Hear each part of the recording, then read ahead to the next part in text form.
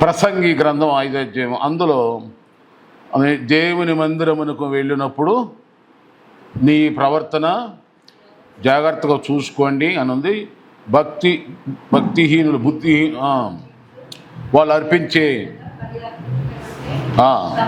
అది సమీపించి ఆలకించుట శ్రేష్టము.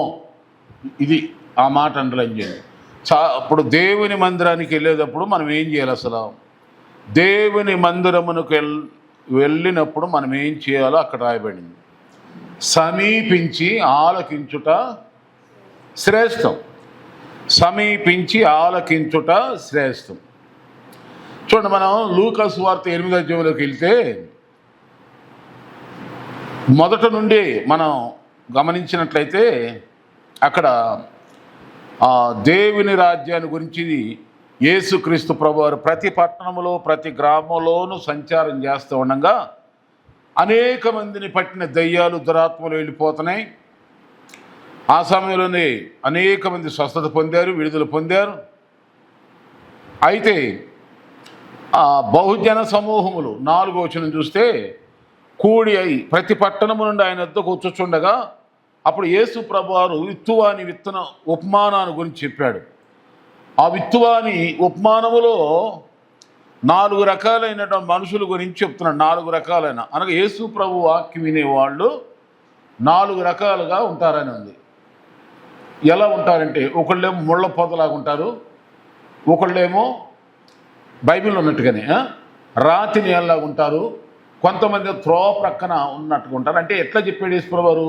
ఒక రైతు విత్తనాలు చల్లుకుంటా వెళ్తున్నాడు. కొన్ని విత్తనాలేమో రాతి నేల పడ్డాయి, కొన్ని విత్తనాలేనేమో త్రోవలో పడ్డాయి, కొన్ని విత్తనాలేనేమో ముళ్ళ కంచిలో పడ్డాయి, కొన్ని విత్తనాలు మాత్రం మంచి నెల. ఈ 3 రకాలుగా పడిన విత్తనాలు ఏది కూడా ఫలించలేదు. ఫలించినవి కానీ రాతి నేల పడిందేమో కఠిన హృదయులకు సాదృశ్యంగా ఉంది. అంటే వాక్యం వింటారు కానీ హృదయం మెత్తగా ఉండదు కనుక విరిగి నలిగిన హృదయంతో ఆలోచన వినరు కనుక ఆ వాక్యం వాళ్ళలో ఫలించదు. రెండవదిగా ముళ్ళ పొదలో పడిన విత్తనం ఏం చేస్తుంది? మొలుస్తుంది. కానీ ఆ పొద ఏం చేస్తుంది? దాన్ని ఎలా తీసుకొచ్చారంటే ఐకిక విచారాలు అంట. అనేక విచారాలు. ఈ విచారాలలో ఈ వాక్యంలో ఎదగలేదు. అలాంటి వాళ్ళకి అది సంబంధం. ఇంకేం చెప్పాడు చెప్పిన త్రోవ ప్రక్కన ఉన్న వాళ్ళు ఎవరంటే గోడ మీద పిల్లి వాటం. ఏ వాటం అది? అటు కావాలి, ఇటు కావాలి, దేవుడు కావాలి, దయ్యము కావాలి, లోకము కావాలి, సంగము కావాలి. ఇక అలాంటి వాళ్ళలో ఉన్న వాక్యం ఏమైపోద్దంటే దయ్యం వచ్చి ఎత్తుకెళ్ళిపోదు. ఇప్పుడు నేనున్నాను, మంచి వాక్యం విన్నాను, ఇక్కడ ప్రార్థన చేసుకున్నాను, నేను వెళ్ళి లోక సంబంధమైన శరీర సంబంధమైన లోక సంబంధమైన మనుషులతో స్నేహం చేస్తా. స్నేహం చేసేవారికి అప్పుడు ఏమైంది? నేను ఇక్కడ చేసిన ప్రార్థన, నేను నేర్చుకున్న వాక్యం, ఈ ఆత్మీయత అంతా ఏమైపోద్ది? ఆన్లోకి వెళ్ళేవరకు ఇక రాదు, గుర్తుండదు. అది చెప్పాడు యేసు ప్రభు. అయితే మంచి నేలన పడిన విత్తనము మాత్రమే 30 అంతులుగా 60 అంతులుగా 100 అంతులుగా ఫలించింది. మరి ఇంతకీ మనందరం తెలుసుకోవాల్సింది, యేసు ప్రభు నమ్ముకున్నది మనం ఫలించడానికా లేకపోతే వాడిపోటగా? ఫలించడానికి, సారము కలిగి పచ్చగా ఉండటానికి, ముదిమి వచ్చిన వరకు సంకనెత్తుకో దేవుని చేతిలో ఉండటానికే, నీటి కాలువల యోరను నాటబడినది ఆకు వాడక తన కాలు ముందు ఫలమిచ్చు చెట్టులాగా ఉండటానికే, కలకలలాడుతా పెళ్ళిలో దీవిస్తారు కదా అచ్చింతలేసి, ఏమంటారు? నిండు 100 ఏళ్ళు చిలక గోరింకలాగా అష్టైశ్వర్యాలతో, సిరి సంపదలతో, సర్వసంపదలతో, సుఖశాంతులతో మీరు వర్ధిల్లుదురుగాక. కొందరు సంస్కృతంలో దీవిస్తారు, కొందరు తెలుగులో ఇంగ్లీష్లో దీవిస్తారు. ఏ భాషలో దీవించినా ఈ దీవులే కదా పలికేది. మరి ఆ దీవులు కావాలనే కదా మనం కూడా మంచి ఆ పెళ్లి టైంలో ఏం చేస్తాం? అందరికి దావతులు చేస్తాం. మరి దావతో దీవెనలు పొందుకుంటాం. కానీ మరి ఆ దీవెన మన మీదకి వచ్చేలాగా ఉంటే, ఇప్పుడు ముళ్ళ పొదలో ఉన్న విత్తనం ఏమైపోయింది?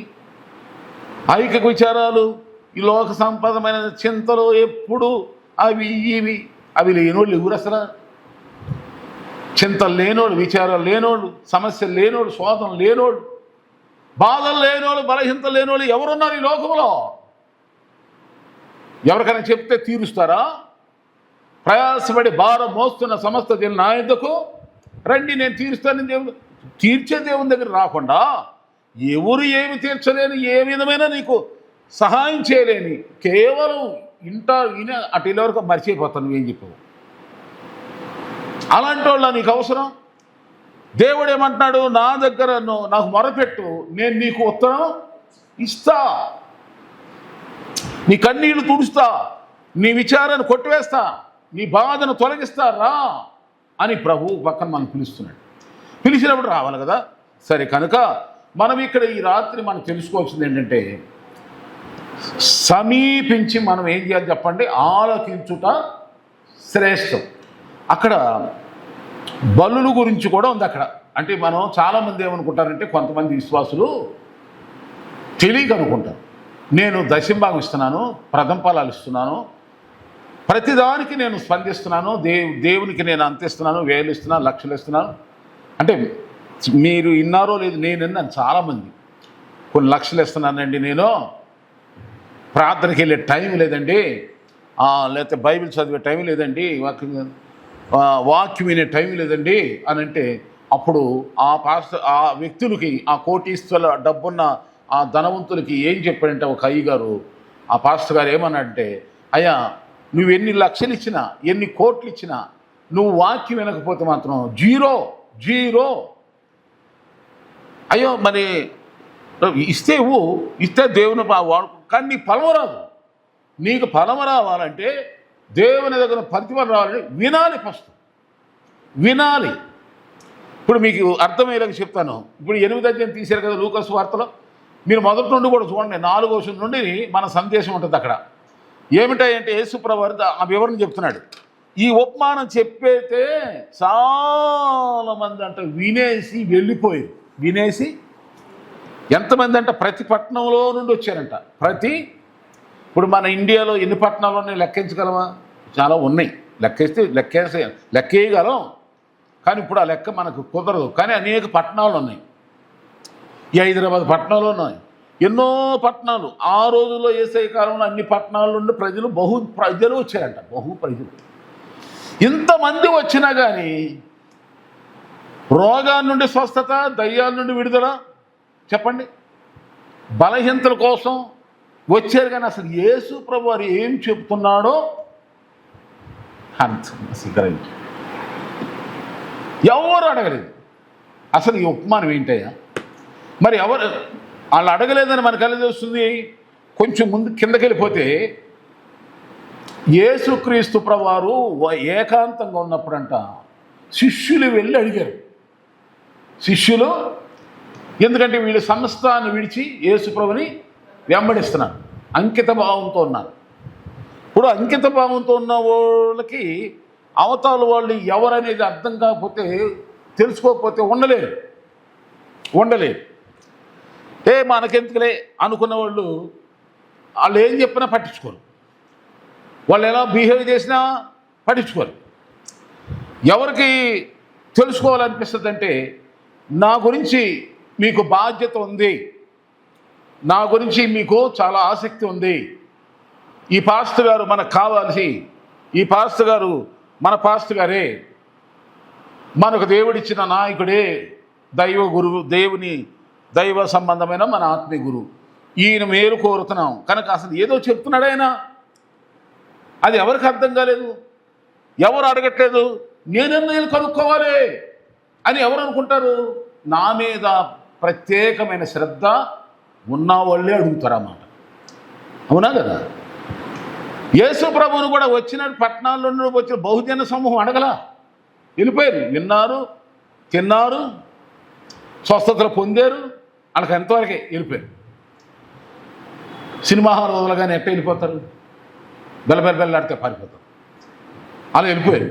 కానీ యేసుతో ఉన్న శిష్యులు మాత్రం ఎప్పుడు అవకాశం దొరుకుద్దని అందరూ వెళ్ళినాక ఆయన ఏకాంతంలో ఉన్నప్పుడు, ప్రభా మీరు చెప్పిన ఉపమానానికి అర్థం ఏంటి అని అడుగుతారు. అప్పుడు యేసుప్రభు చెప్తాడు.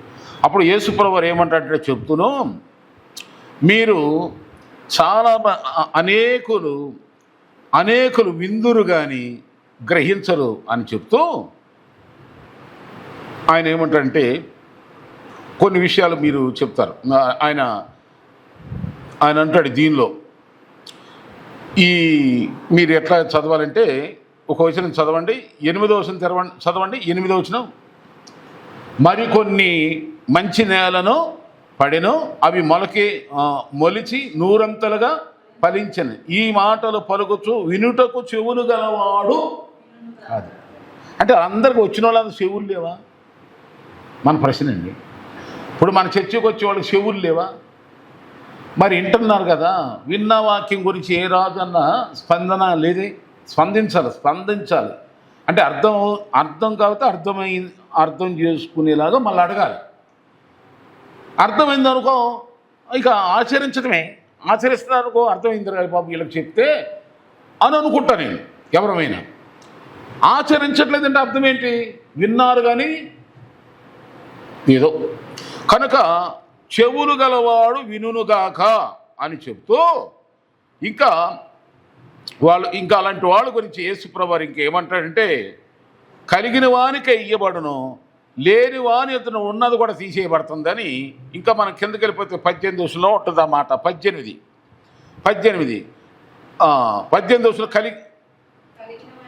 ఇయ్యబడును,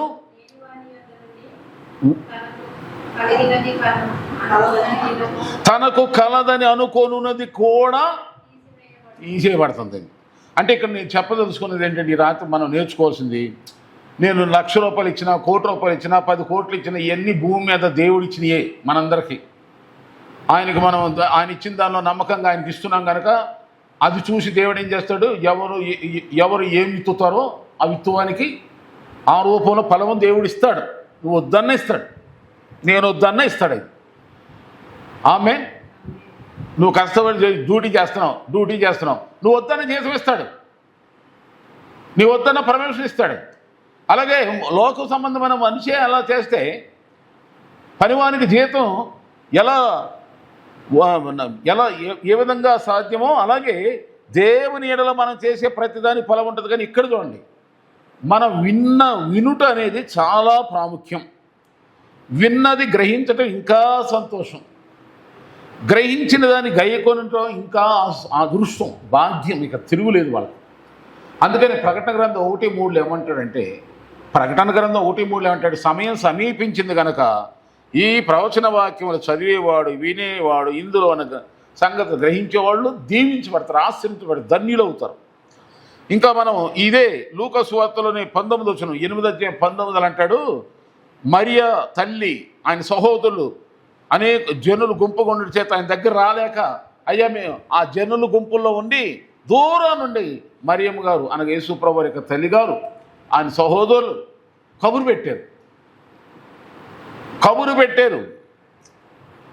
పెడితే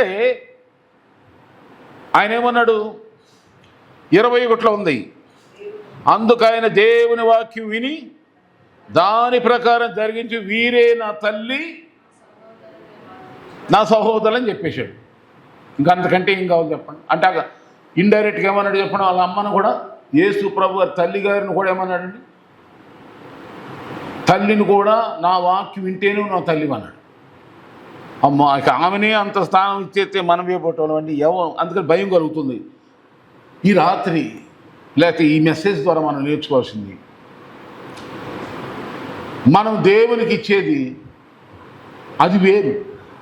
అసలు దేవుడు ఏమనుకుంటున్నాడు, ఆయన హృదయం తెలుసుకోవాలంటే ఆయన వాక్యాన్ని జాగ్రత్తగా విని దాన్ని అర్థం చేసుకోవాలి. అర్థం కాలేదా, అర్థమై చెప్పడానికి సేవకులు ఉన్నాం. అలా కాకుండా ఏదో ఆ సినిమా ఇంట్రెస్ట్ ఉంటే వింటాం, గుర్తుంచుకుంటాయి, ఇంట్రెస్ట్ లేకపోతే మర్చిపోతాం అన్నట్టుగా ఉండకూడదు. దేవుని వాక్యం ఎవరు చెప్పండి, దేవుడే. ఇప్పుడు లోకములో చాలామందికి దేవుళ్ళు ఉన్నారు, వాళ్ళకి విగ్రహం రూపంలో ఉంటారు.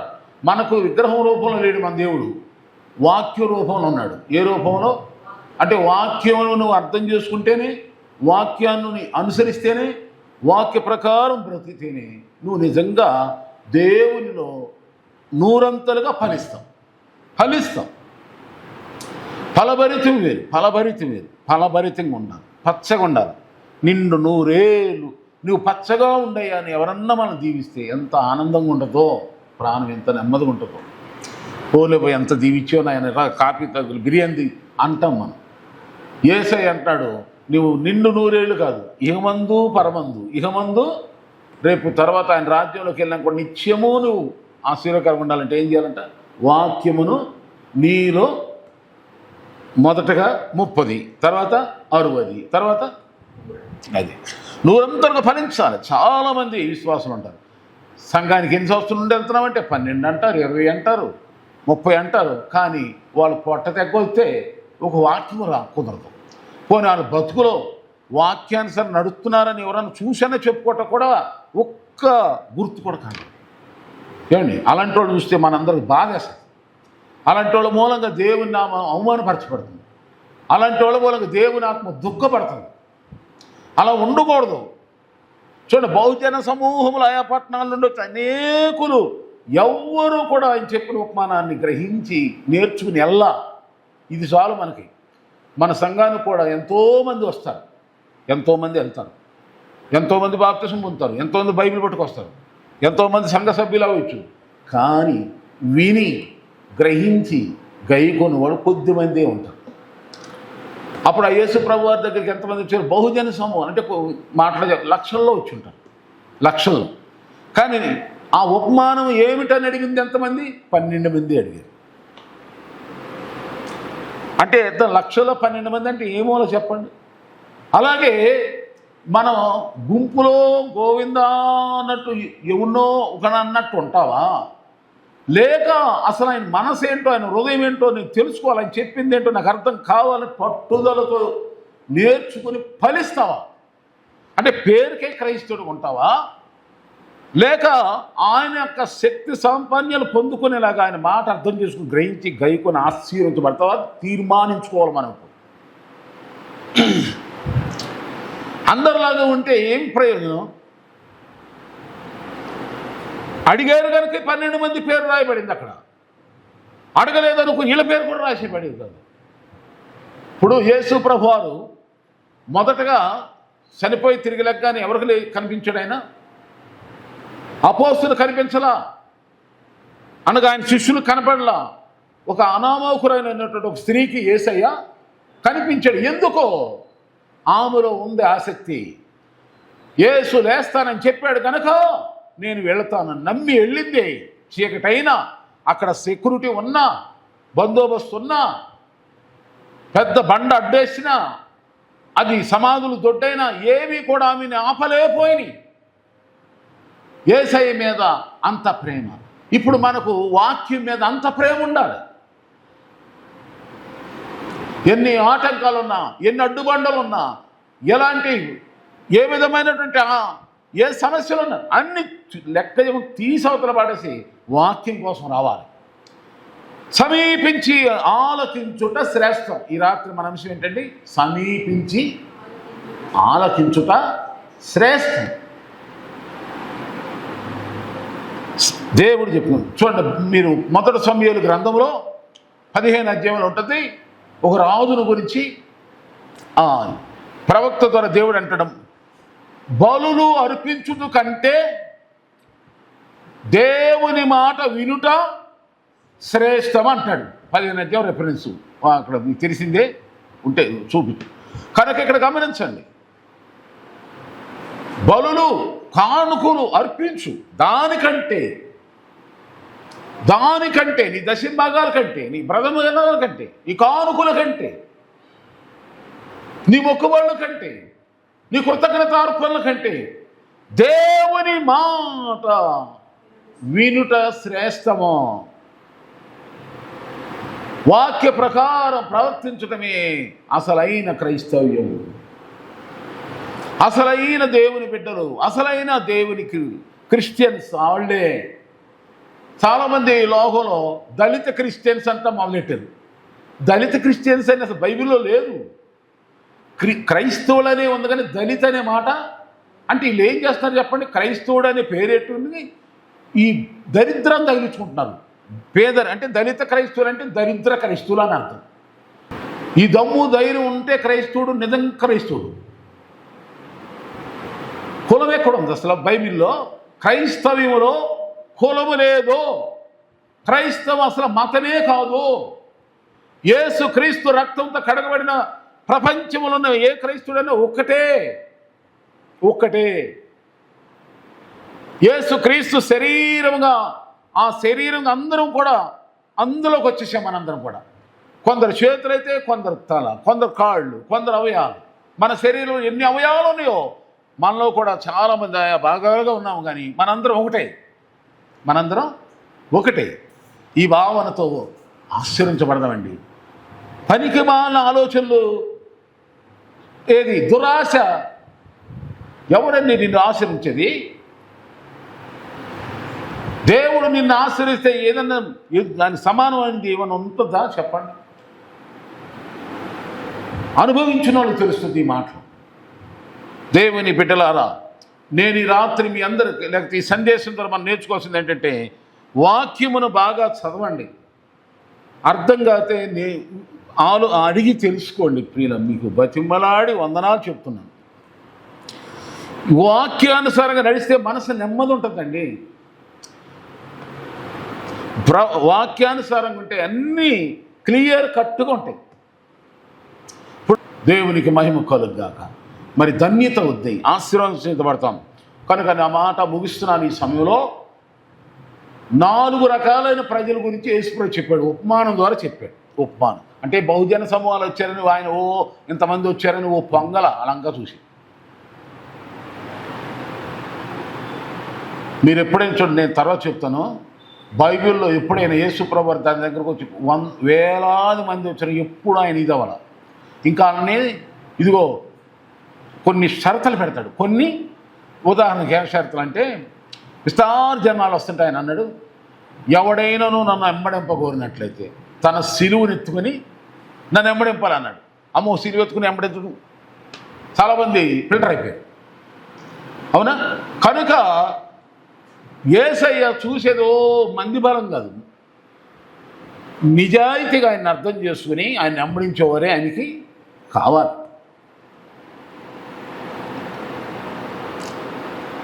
మనకి పేరుకు అనేక మందికి ఎంతోమంది తెలుసున్నా మనల్ని అర్థం చేసుకునే వాళ్ళు ఒక్కడుంటే ప్రయోజనం. మనకి ఎంతమంది ఉంటే ఏమో, మనల్ని అర్థం చేసుకునే వాళ్ళు ఎంతమంది ఉంటే ఏమి లాభం అండి మనకి? యేసయ్యని అర్థం చేసుకుంటే, ఆ యేసయ్య నిన్ను అర్థం చేసుకుని మనల్ని అర్థం చేసుకున్నాడు. మనం ఎవరో తెలుసు ఆయనకి, మన బలహీనతలు ఆయన తెలుసు. మీకేమి కావాలేనో నాకు తెలియదు అంటున్నాడు ఆయన. కానీ మనకేం షరతు పెడుతున్నాడు? ఆయన నీతిని, ఆయన రాజ్యమును వెదకండి. పడుకోమాకండి, కూర్చోమాకండి, నా నీతిని వెతకండి. ఎప్పుడు చూసిన పనులు లేకపోతే ఇంకా ఇవే ఎదుగుతాం, తప్పు లేదు, పని కావాలి. ఇంకా కొన్ని మనకు ఎన్నో కొన్ని ఉంటాయి, కానీ అది కాదు. మెయిన్లీ ముఖ్యంగా దేవుని రాజ్యం ఏంటంటే, ముగిస్తున్నా, దేవుని రాజ్యం ఏంటంటే సంఘం అనండి. దేవుని రాజ్యం ఎక్కడుందా అని అడిగితే యేసుప్రభువు చెప్పాడు, ఎక్కడో లేదు, మీ మధ్య ఉంది నాది అంటాడు. పరలోక రాజ్యం ఎక్కడుంది? ఇక్కడే ఉంది, మన మధ్య ఉంది. ఐపీసీ మెస్సైకరేస్ మందిరంలోనే ఉంది. అంటే మందిరం ఎప్పుడుంది? ప్రార్థన ఎప్పుడుంది? ఈ ఆరాధనలో ఉండాలి, ఈ ఆశలో ఉండాలి. ఎప్పుడు వెళ్ళాలి? దేవుని మందిరం వెళ్ళుదమని జనులు నాతో ఉన్నప్పుడు సంతోషం. దేవుని మందిరంలో ఉండే పచ్చని ఒలీవ మొక్కలాగా ఉండాలి. ఇంకో మాట చదువుదాం మనమా, 27వ కీర్తన తెరవండి ఒకసారి. దేవుని మందిరానికి ఎందుకు వెళ్ళాలో చాలా విషయాలు ఉన్నాయి, కానీ ఒకటి వాక్యముని విని దాన్ని గ్రహించి గైకొని 30 100 30 60 100 ఫలించటానికి వెళ్ళాలి తప్ప అభివృద్ధి చెందటానికి వెళ్ళాలి. కానీ మన భక్తి పేరుకు ఏదో ఇనిపోయే వాళ్ళగా, ఎందుకు పనికిరాని ఆ పేరు క్రైస్తవులాగా మనం ఉండొద్దని నా బాధ. మీరు 27వ కీర్తనలో ఏముందండి? 27వ కీర్తన మొదటి నుండి 27వ కీర్తన. ఆ, ఆ, నేను ఎవరికి భయపడను, యెహోవా నా ప్రాణదుర్గము, ఎవరికి ఎరుగుదును. నేను ఎవరికి వెరుతును, నా శరీర మాంసం తినుటకై శత్రువులు నా మీదకి వచ్చినప్పుడు నన్ను బాధించి శత్రువులు నా మీదకి వచ్చినప్పుడు అవును వారి తొట్టిళ్ళకు గురి. తొట్టిల్తారు. నాతో యుద్ధం మీదకి వచ్చిన వాళ్ళంతా నా హృదయ భయపడదు. నా మీదకి యుద్ధం రేగిన దీనిలో నేను ధైర్యం విడవకుందును. ఇక చూడండి, ఇక 4వ వచనం చూడండి. ఇప్పుడు చూడండి, యెహోవా యొక్క ఈయన అడుగుతున్నట్ట, యెహోవా యొద్దకు వరం అడిగి తిని దానిని నేను వెదుగుతున్నాను. ఏంటి ఆ వరం? ఏంటాడు? యెహోవా ప్రసన్నతను చూచుటకును ఆయన ఆలయములో ధ్యానించుటకును నా జీవిత కాలం అంతా నేను యెహోవా మందిరములో. ఏ కాలంలోనంటండి? ఎంతకాలం అంట మందిరములో? జీవితకాలమేనా? 40 రోజుల? దేవుని స్తోత్రం. అప్పుడప్పుడు కాదు, ఎల్లప్పుడూను ఎల్లప్పుడూను ఎల్లప్పుడు. 23వ కీర్తన ఆఖరి వచనంలో కూడా చూడండి, అక్కడ ఏమంటాడు? 23వ కీర్తన ఆఖరిలో చూడండి, అక్కడేమంటాడు చూడండి.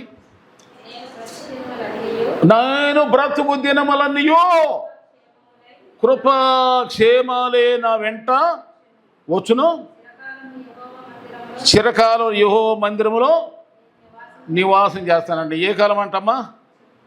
ఇప్పుడు చిరకాలమా, అంతగా ఏదో కొంతకాలమా? చిరకాలం ఎల్లప్పుడు. ఒక వరం.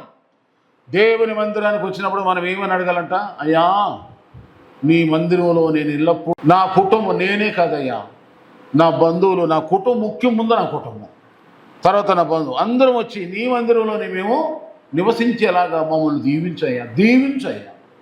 మీకు ఒకటి తెలుసండి, దేవుని దీవెన ఉన్న వాళ్ళే మందిరం ఉండగలరు, అందరూ ఉండలేదు.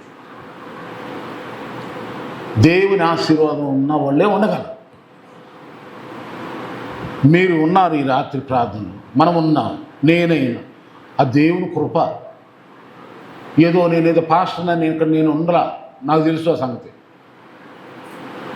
ఆయన కృపను బట్టి పాస్టర్ అని టైటిల్ ఉన్నా నేను ఉండలేను, ఆయన ఆపలేదు. దేవుని కృపను బట్టి నేను ఈ రాత్రి ఆయన మందిరంలో, ఆయన సన్నిధిలో నిలబడి మీకు దేవుని పరిచయం చేయగలుగుతున్నాను. అలాగే మీరు ఈ సమ్మలో దేవుని వాక్యం వింటున్నారంటే ఆయన కృప ఉండబట్టే, ఆయన దయ మనకు ఉండబట్టే. అది మనం తెలుసుకోలేదు. ఏమండి? 63వ కీర్తనలోకి రండి ఒకసారి. అక్కడ కూడా మందిరం గురించి, దేవుని పైన ఉన్న ఆశ ఆపేక్షను గురించి చెప్తున్నాడు ఆయన. 63వ కీర్తనలో మొదటి నుండి చూస్తే ఎక్కడంటాడు? దేవా నా దేవుడవు నీవే, వేకువనే నేను నిన్ను వెదుకుతాను. నీ బలమును నీ ప్రసన్నతను చూడవలనని నీ పరిశుద్ధాలే అందు. అదే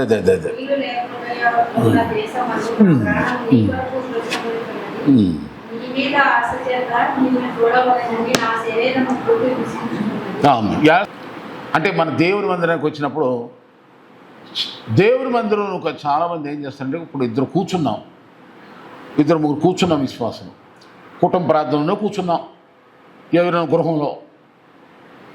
మనం ఏం చేయాలంటే, దేవుని బట్టి అక్కడ కలుసుకున్నాం కనుక, దేవుని బట్టి మనం కలిసాం కనుక, ఒకరి కోసం ఒకరు ఏం చేయాలి? ఆ సమయంలో ప్రార్థన చేసుకోవటమో, ఒక పాట పాడుకోవటమో, ఒకరి గురించి ఒక విజ్ఞాపన చేసుకో, అలా చేస్తే దేవుని మీద ఆశతో తృప్తి పడతాం.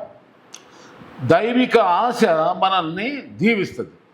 నీ మీద ఆశ చేత నిన్ను చూడాలని నా శరీరం కృషించిపోతుందయ్యా. రాత్రి జాములేందో మంచం మీద నేను జ్ఞాపం చేసుకుంటే కొవ్వు మెదడు దొరికినట్లుగా నా ప్రాణం తృప్తి పొందుతుంది అంటాడు కింద చదువుకుంటూ. కనుక దేవుని మందిరమునకు వెళ్ళినప్పుడు మనం ఎలా ఉండాలి అంటే, ఒకటి, వాక్యమును దైవజనుడి ద్వారా వింటున్నప్పుడు అది ఏమిటి అనేది అర్థం చేసుకోవాలి, గ్రహించాలి. రెండవది ఏంటంటే, దేవుని మందిరంలోకి మనం వెళ్ళినప్పుడు ఎప్పుడు అయిపోద్దా మందిరం, ఎప్పుడు ప్రార్థన అయిపోద్దా, వెళ్ళిపోదాం అని అనుకోకూడదు. ప్రభు నీ మందిరంలో ఉండునట్లుగా, నన్ను నివసించున్నట్లుగా. ఏమండి, నేను ఇందాక చెప్పిన 2 రెఫరెన్సులు ఒక సామాన్యమైన మనుషులు రాయలేదు.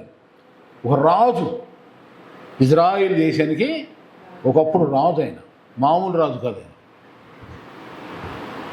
రాజభవనాలు ఉంటాయి, రాజసింహాసనం ఉంటుంది, రాజ్యాధికారాలు ఉంటాయి, రాజభోగాలు ఉంటాయి, ఎన్ని ఉన్నా కానీ ఆయన ఎక్కడ ఉండాలనుకుంటున్నాడు? దేవుని మందిరములో నివసింపగోరాలనుకుంటున్నాడు. అది కూడా ఎంతకాలం? జీవితం అంతా. ఇక్కడ మూడవదిగా దేవుని మందిరంలో మనకు ఉండవలసినటువంటి డిజైర్, ఆశ ఏంటంటే ఆయన్ని నీ మీద ఆశ చేత ఆయన చూడాలి, పొందాలి. యేసును చూడాలనుకున్నప్పుడు పొట్టి జక్కయ్య ఏం చేశాడు? మనుషులు అడ్డొచ్చారు. లూకాసు వార్త 19 ఉంది కదా ఆ మాట. చూడాలి, ఆయన ధనవంతుడు, ఆయన మిక్కిలి ధనవంతుడు, ఏనాడు చెట్టు ఎక్కనుడు కాదు. కానీ యేసును చూడాలనుకున్నాక ఏం చేశాడు చెప్పండి? చూడటమే ముఖ్యం, చెట్టు కాదు, పుట్ట కాదు, ఏది ఆయన ఆపలేదు. ఎవరు ఏదో అనుకుంటా సిగ్గుపడలేదు. యేసు తనను చూసి పలకరించే వరకు కూడా జక్కయ్య పెరుగులాడుతూనే ఉన్నాడు. ఆయన చూడాలి. యేసు పునరుత్థానుడు అవటం మొదటగా నేనే చూడాలి అని వెళ్ళిపోయింది ఆమె. శిష్యులు ఉన్నారు, వాళ్ళు చూసినాక మనం చూద్దాంలే, నాకంటే పెద్ద విశ్వాసాలు ఉన్నారు కదండి వైగర్, అందుకని వాళ్ళు ఏమంటారని వాళ్ళు వస్తున్నారు, వాళ్ళు చూసి వద్దామని ఆగేళ్ళే అంటారు కొంతమంది. ఈమె అలా అనలా, మగ్ధలేని మరి అలా అనలా. వాళ్ళతో నాకెందుకు? ఆయన నా దేవుడు, నా ప్రాణప్రియుడు, నా కొరకు ప్రాణం పెట్టాడు, ఆలస్యం నాకు అనవసరం. నువ్వు ఆడదానివి, ఆడదాన్ని నేను ఆడదాన్నే కరెక్టే, కానీ దేవుని విషయంలో స్త్రీ అని, పురుషులని, సీనియర్ అని, జూనియర్ అని, పెద్దని, చిన్నని తేడా లేవో. ఎవరైతే ఆశతో ఉంటారో వాళ్ళకి ఆయన దర్శనిస్తారు. హృదయశుద్ధి గలవారు ధన్యులు, వాళ్ళు దేవుణ్ణి చూస్తారు. నీ మీద ఆశ, నీ మీద ధ్యాస, నీవే నా శ్వాస, నీవే నా భాష. ప్రభా, నేను తలుచుకుంటేనే చాలు, ఇంకా నేను కలిస్తే ఎంత తృప్తయ్యా అని అర్థం అన్నమాట. ఇక్కడ నీ పరిశుద్ధాలయమందు నీ బలాన్ని, నీ ప్రభావాన్ని నేను చూడాలని పరిశుద్ధాలయమందు నేనెంతో ఆశతో నీ తట్టు కనిపెట్టి ఉన్నాను. చాలామంది భక్తులు, విశ్వాసులు, మీలా బిడ్డలు మందిరానికి వచ్చి పాస్గారికి చెప్తారు, కానీ పర్సనల్గా చేసుకుంటారు. ప్రభా, నీ దగ్గరకు వచ్చినాయా, నా కుటుంబ సమస్యలు ఇవి, నా ఆర్థిక సమస్యలు ఇవి, నా మానసిక సమస్యలు ఇవి, నా పిల్లలు, నా బస్తీ, ఇలాంటివన్నీ నేను మూలుగుతాను. ఈ విషయంలో నీ కార్యం జరగాలి, నీ అద్భుతం జరగాలి, నీవే నా పక్షాన ఉన్న రుజువు అవ్వాలి అని మూలుగుతూ ఉంటా పర్సనల్గా, వ్యక్తిగతంగా. అంటే దేవుడే కనబడాలి ఆ విషయాల్లో. దేవుడే తన ప్రత్యక్షత ద్వారా తన బాధను తీర్చాలని తన ఆశ. అలా ఆశపడదాం. ఈ విధంగా మనం దేవుని మందిరానికి ఎందుకు వెళ్ళాలంటే మొదటగా చెప్తామా, వాక్యమును విని గ్రహించి అప్పుడే మనం ఫలించడానికి వెళ్ళాలి. మనం నూరంతులుగా ఫలించడానికి వెళ్ళాలి. ఫలించాలనుకునే వాళ్ళు ఎవరిని చూడరు. వాళ్ళ చేలు పంటలేక నా చేను పండొద్దు అని ఎవరన్నా అనుకుంటారా? వాళ్ళ తోట పండట్లేదు కనుక నా తోట పర్వాలేదు అనుకుంటారా? చుట్టుపక్కల ఎన్ని పొలాలన్నీ ఎండిపోయినా కానీ నా పొలం పచ్చకుందంటే ఏ రైతు అని ఏం చేస్తాడు? కాలు ఎగరేస్తాడు. ఆమె అలాగే వాళ్ళని వీళ్ళని చూసుకొని పోల్చుకోమాక, వాళ్ళ బీజాలని, వీళ్ళ భుజాలని, వాళ్ళ ముఖాలు, వీళ్ళ ముఖాలు చూడవద్దు. మనం వీళ్ళెవరు? మనకి దేవుని వైపే చూద్దాము, దేవునితో ఫలిద్దాం. రెండవదిగా చూసినట్లయితే మనం ఏమనుకున్నాం చెప్పండి? దేవుని మందిరములో నిత్యము చిరకాలము జీవిస్తామని ఆశ, దేవుని మందిరంలో నివసింపగోరుదామని నిశ్చయించుకోవాలి. మూడవదిగా ఏంటండి? దేవుని బలం ఏంటో, ఆయన ప్రభావం ఏంటో ఆయన పరిశుద్ధాలయమందు తేల్చుకోవాలి. అనగా 2 మాటలు చెప్తాను, గుర్తు అంటే ఎలా తేల్చుకోవాలి. హన్నా అనే ఆమెకి పిల్లలు కలగట్లా. దేవుని మందిరానికి వెళ్ళి ఏం చేసింది చెప్పండి? మందిరానికి వెళ్ళి ఏం చేసింది? ఆయన బలాన్ని అప్పటి వరకు ఏదో అనుకుంది, కానీ ప్రార్థన చేసింది, ఆ దేవుని యొక్క అద్భుతాన్ని ఆమె పొందుకుంది. అలాగే ఒక రాజుగారికి మరణకరమైన పరిస్థితి వచ్చింది. మరణిస్తాడని అర్థమైపోయి దేవుడే చెప్పాడు, కానీ ఆయన ప్రార్థన చేశాడు. దేవుడు తన ఆయుష్ని అంటే రోగమా, దయ్యమా, సమస్యలా ఏదైనా తొలగిపోవాలంటే మనం ఏం చేయాలి చెప్పండి? దేవుని దగ్గరికి వచ్చి ప్రార్థన చేసి అప్పుడు ఆయన బలం ఏంటో, ఆయన ప్రభావం ఏంటో, ఆయన శక్తి ఏంటో, మన జీవితాల్లో ఆయన చేయగలిగిన కార్యాలు ఏంటో చేసి తీరతాడని ఒక ఆశ అధ్యాసతో ఆయన వైపే చూడాలి. ఆమేన్. కార్యాలు పొందాలి. కార్యములు చాలామంది మీకు సాక్ష్యాలు చెప్తారు. నేను దేవుని నమ్ముకున్నాను, నేర్చుకున్నాను నమ్ముకున్నాను, ఇటువరకు ఆటో తోలేవాడిని, ఇప్పుడు నేను లారీ ఓనర్ని అయ్యాను అంటాడు ఒకడు. ఇదివరకు నాకు చిన్న కారు ఉండేది కాదు, ఇప్పుడు 2 బస్సులు కొన్నా అంటే ఉదాహరణ చెప్తున్నా. అంటే బాహ్యమైన అభివృద్ధి చూపిస్తే మీకు అప్పుడు అర్థమైంది. అలా అన్నాడు చేసేంటే లోపల దేవుని దగ్గర ఎంత పెనుగులాడు ఉంటాడో. అదే ఇక్కడ 63వ కీర్తన. దేవానో దేవుడు నీవే, వేకునే నేను లేస్తానయ్యా, నీ బలమును ప్రసన్నతను చూడాలని పరిశుద్ధాలయమందు నేను ఎంతో ఆశతో, పరిశుద్ధాలయమందు నేను ఎంతో ఆశతో, అది అండర్లైన్ చేయండి. ఎక్కడ? ఎంతో ఆశతో మందిరంలో కనిపెడుతున్నానయ్యా, నీ తట్టు చూస్తున్నానయ్యా, నీ దగ్గరే, నీ మందిరంలో, నీ సన్నిధిలో నీ బలమేదో, నీ ప్రభావం ఏదో నా జీవితంలో కనపరచబడాలి. నన్ను అందరూ ఎరిదని అంటారు, బలహీనరాలు అంటారు, చదువు లేదంటారు, పేద అని అంటారు. అయ్యా నా ఎడల నీకున్న ప్రేమేదో వ్యక్తపరచయ్యా తండ్రి. నన్ను ఆశ్రయించినైనా, నన్ను దీవించు ప్రభువా, నన్ను స్వస్థపరచులైనా, నన్ను అభివృద్ధి చేయనైనా అని ఏడచి రుజువు అవ్వాలి. చాలామంది ప్రార్థన చేస్తున్నామంటారు, ఫలం ఉంది శాంతం. అది తప్పది. ఆమె దేవుని స్తోత్రం. దేవుని మాటను అర్థం చేసుకో. ఫస్ట్ దేవుని మందిరంలో గడపాలని నిర్ణయించుకో. తర్వాత దేవుడే మనకు బలమని నిర్ణయించుకో. ఆయన దగ్గర మూడు. నీకు దేవుడు ఏ కొదువ చేయడు, ఏ విధమైన లోటు రానివాడు. మనోవేదన, మానసిక వేదన, ఆర్థిక సమస్యలు, సమస్త విధమైన సైతాన్ని పెట్టే చిక్కులు అన్నీ దేవుడు పెళ్ళగించేసి నూతన సంతోష సమాధానంతో, బైబిల్లో మాట ఉందిగా, నా గిన్నె నిండి పొరుచున్నది, నా బ్రతుకు దినములు నీ కృపాక్షేమములే నా వెంట వచ్చును. ఇలా మనందరూ కూడా బైబిల్ లేఖనాలు ఇట ఒక మంత్రాలు చదివినట్టుగా పడపడలాడుతూ నేర్చుకుని కండత పెట్టి హృదయంలో దేవుని యొక్క వాక్యం ధ్యానిస్తూ ఉంటే అసలు నీ అంత అదృష్టవంతులు, భాగ్యవంతులు ఎవరూ లేరు. ఆమేన్. దేవుడు మీ అందరిని ఆశ్రయించును గాక. దేవుని మందిరానికి ఎందుకు వెళ్ళాలి? సమీపించి ఆలకించి ఆశ్రయించబట్టాలి. ఆమేన్. రెండవదిగా దేవుని మందిరానికి ఎందుకు వెళ్ళాలి? నిత్యము ఆయనతో సావాసం, మందిరములోనే దేవునితో సావాసం గడపాలని. దేవుని దగ్గరికి ఎందుకు వెళ్ళాలి? మందిరానికి ఎందుకు వెళ్ళాలి? ఆయన బలమేదో, ఆయన శక్తి ఏదో మన ద్వారా లోకానికి బయటికి వెళ్ళాలా. అలాంటి అద్భుతాలు జరగాలని మూలగటానికి, ప్రార్థన చేయడానికి, ధ్యానించడానికి దేవుని దగ్గర మూలగటానికి దేవుడు అట్టి కృప మనందరికి దయచేయును గాక.